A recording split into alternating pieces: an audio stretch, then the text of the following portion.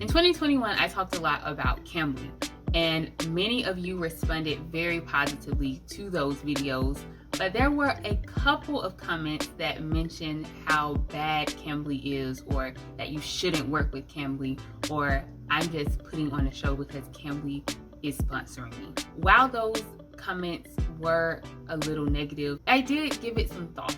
Like, do they have a point? Am I giving you guys a realistic look at Cambly? Am I being completely transparent? Well, that's what we're going to get into today. So let's get to it. Hi guys, Cambly of course is a great company, but there are some negative sides to it. I love Cambly, but I just want to let you know of some of the downsides there are to Cambly, which I feel like you all have the right to know. I'm giving you honest thoughts that I have about Cambly and what other tutors have to say about Cambly. So to help me out with this video, a few days ago I went on the Cambly Reddit and asked fellow tutors what's the biggest problem with Cambly. So today I'm going to be sharing with you what they said and the thoughts that I have on them. One of the first things that was mentioned was pay. And as discussed with Cambly pay, it's $10 an hour for regular Cambly, $12 an hour for Cambly Kids. I think the pay with Cambly is both a good and bad thing. It's $10 an hour, and that is higher than minimum wage. Also, that only goes with talk time, which I really don't like when companies, even customer service companies, pay you by talk time, because there's so much more work that goes into getting ready for customer service, getting ready for class, that could be paid for. So why can't I just be paid $10 an hour for just logging on and just being there when I'm supposed to be there? I say it's a good thing because it allows so many other tutors to be able to teach with Cambly. It's not just for those with bachelor degrees. It's not just for those who have experience. It's not just for those who live in a certain country. A low pay, it allows for more people to work, because if it was a higher pay, then they would not be able to hire as many tutors as they do, and they would probably have a lot more requirements. So that's why I say it's a good thing, but it's also a bad thing, especially when it comes to if you've been teaching with them for a long time.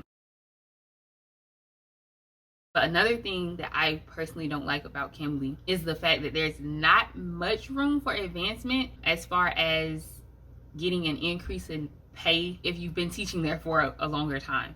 Like, I can understand if you're a new tutor just coming on, yes, $10 an hour, $12 an hour. But if you have proven that you are a good tutor, a good teacher, and a lot of your students give good feedback about you, and you've taught for so many minutes, and you become a quote-unquote super tutor, I feel like you should get paid for that title once you reach that point. But then again, that goes back to, if they pay more, then less people will be able to qualify to work with Cambly. That's at least what I'm telling myself. Okay, so I did a bit more research on the super tutors and went to the support page on Cambly, and it looks like you can earn a bit more as a super tutor.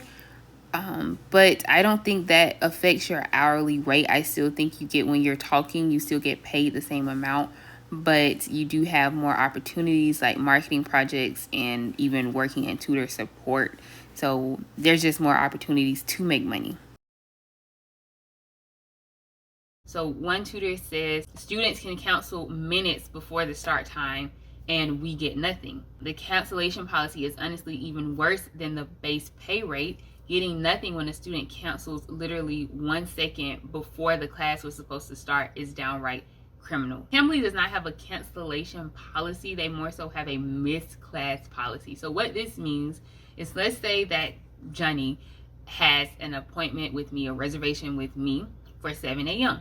If I show up to class, they did not cancel their class, and I wait 10 minutes for Johnny and Johnny still hasn't shown up, then I get paid for 10 minutes of waiting time as if I talked to him. So what the complaint is here with Cambly is, if Johnny canceled like 1 minute before class, I get paid nothing for that. So that is the complaint here, that we should be compensated if they cancel within a certain time frame. Like if it's less than 2 hours, we should still get that 10-minute pay time at least. I haven't had many problems with that. Most of my students have shown up, and for those that don't show up, they don't cancel the reservation, so I still get that 10 minutes. We as tutors, we're reprimanded for canceling class less than 12 hours, but students can cancel literally 30 seconds before class. So for instance, if I cancel class, I will get limited on the reservations, on how many reservations I can have, or my reservation schedule will only be limited to regular students. It's not fair that we as tutors, we get reprimanded for canceling a class, but the students do not. It says the lack of a gap between reservations, which doesn't allow for bathroom breaks. When I've been talking a lot, I need 10 to 15 minutes to have a cup of tea and a bathroom break and just get myself mentally prepared to get back into teaching mode. 5 minutes is not enough at all. I understand it. I do, because even in the past I've talked about not to book back to back. But if you are setting your own schedule and making reservations, you can control that. You can control how many breaks you want. Now the thing what they're talking about with the 5 minutes, during a priority hour, you can only break or take a break for 5 minutes, which I understand. Like, you would want a longer break, and if I was teaching, if I had set up a reservation schedule, and I would at least have a 10-minute break. But at the same time, that kind of comes with the territory with the priority hour. So if you're making your own schedule, setting reservations, then you can edit that yourself, like how many minutes you want in between classes. But during a priority hour, you only have 5 minutes to take a break to rest. My own personal complaints for a minute. So this morning, twice during this class or during this session of teaching, what happens is while I'm teaching, the screen freezes for the student. So let's say they drew something on the screen and I want to erase it. If I erase it, it's gone for me on my end, but the student still sees the drawing. Or if I change the slide, they might say, "Teacher, I see a blank screen," or "Teacher, I still see the other screen." And to me, that's very annoying because there's nothing that I can do on my end, but all of my systems check out. Like, I'm right next to my router. Nothing is happening on my end, so I can only assume that's on Cambly's end.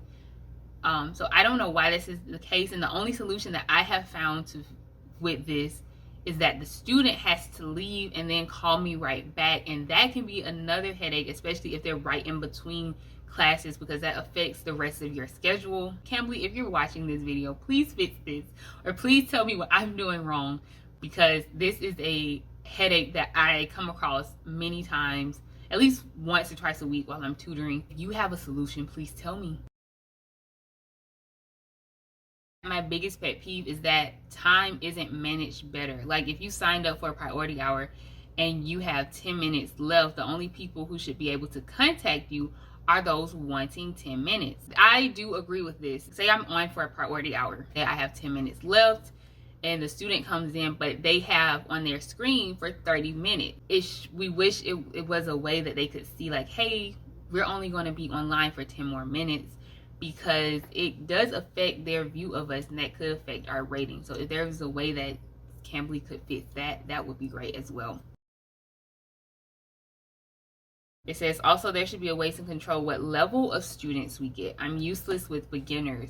I have it written twice in my profile that I do not want to work with beginners, but I still get calls from beginners and have to fumble my way through 30 minutes of I don't understand. I understand the complaint. So basically they're saying, I wish that, I could only get intermediate level students. But most of the time when students are signing up for Cambly, they are beginner students. So I don't know if there's really a way that Cambly can control this, but I'm just sharing what other tutors have said, because if this has bothered someone else, then maybe this is something that you would also like to be aware of before signing up for Cambly. No information about incoming calls, duration, age range, country of origin, etc. So this goes back to the priority hour. If we have like 10 minutes left and someone comes on wanting 30 minutes, it would be nice if before, because we only see like a small section, we only see the name of the student before they call. So it would be nice if we could get a heads up. This age from this place has this language ability and is wanting to talk for 30 minutes of time. Can you accept this call? So I think that will also help with the rating issue, because we don't have to go on, if it's someone that we're not comfortable talking with, we don't have to be like, oh, sorry, I can't talk to you. We can know ahead of time, like, oh, okay, I can handle this call right now. So I understand if Cambly is not providing that information because maybe they don't want tutors to be discriminatory against or be prejudiced against certain calls. And someone mentioned, same, I had what turned out to be a pretty pleasant call the other day, but if I had seen beforehand that it was going to be a full hour, I might not have taken it. And someone says, to be fair, your comment is the perfect example of why Cambly should hide the information, because you never know. I think that does allow for prejudice to take place amongst tutors, so you never know. One thing also for Cambly Kids lessons, I have 2 complaints. The first complaint is for some of the lessons, either they're not enough to last for a full 30 minutes, or it's too much to do in 30 minutes, or it's too repetitive. And they have mistakes also. A lot of the lessons have mistakes. And I think that's something I talked about in what I wish I knew before teaching with Cambly, because sometimes for all Cambly Kids lessons, they are like 30 minutes long. They are all 30 minutes long. Like, you can't make them like 10-15 minutes. So sometimes you go in there and they're like 15 slides and they want you to spend 2 minutes on one slide that has like 2 sentences. So if you're not, if you're still growing in your tutoring career, you might not know how to handle that. How many times are they going to have to repeat this sentence? They do provide more games. They have other games or lessons that you could play towards the end, maybe.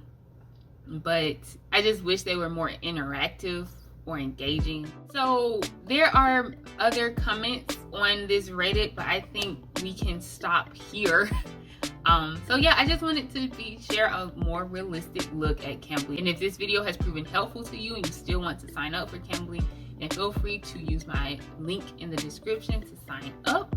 And this Reddit post, I'll link it in the description below so you can see what all the other tutors had to say about the problems with Cambly. I will see you next time.